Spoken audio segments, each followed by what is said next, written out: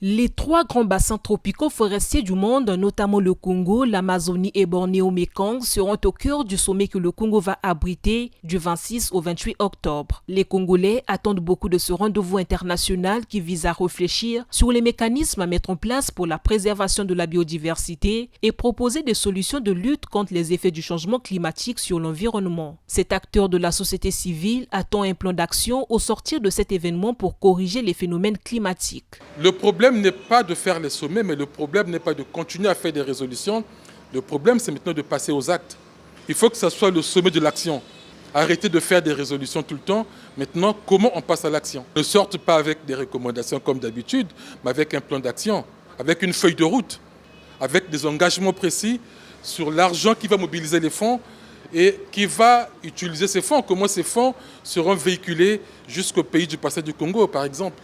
Pour ce chercheur pris au dépourvu à la cité scientifique, le sommet des trois bassins doit permettre aux experts convoqués de définir les priorités sur les questions environnementales. Ce sommet, il ne faudrait pas que ce soit aussi comme un espace où les gens viendront faire des leçons aux autres et les autres seront en train d'écrire, de prendre note.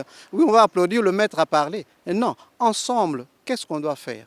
Faire de sorte que, justement, les mesures qui seront prises soient réalisées, soient monnayées. Quand on regarde de façon concrète avec les fonds à disposition, qu'est-ce qu'il peut faire? Quelles sont les priorités? Il faut qu'on établisse des priorités. Exactement. Aujourd'hui, quel est le problème auquel nous sommes confrontés le plus, surtout en ce qui concerne les changements climatiques? L'un des panélistes de ce sommet évoque ici les sujets qui seront débattus. Nous allons apporter notre expertise pour montrer au monde entier que ce qu'on peut faire au Congo concernant les forêts tropicales, avec pour objet d'étude la biodiversité et les services écosystémiques. En République du Congo, nous observons qu'aujourd'hui, le taux de déforestation est très faible.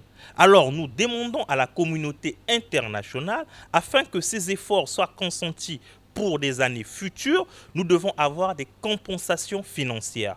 Donc, avoir un financement sous le financement climatique afin que nos actions soient renforcées pour la préservation de ces forêts, in fine, de la préservation de cette biodiversité. L'ambition du sommet des trois bassins forestiers est de favoriser la création de la première coalition mondiale de restauration de 350 millions d'hectares d'écosystèmes terrestres et aquatiques selon une source d'information.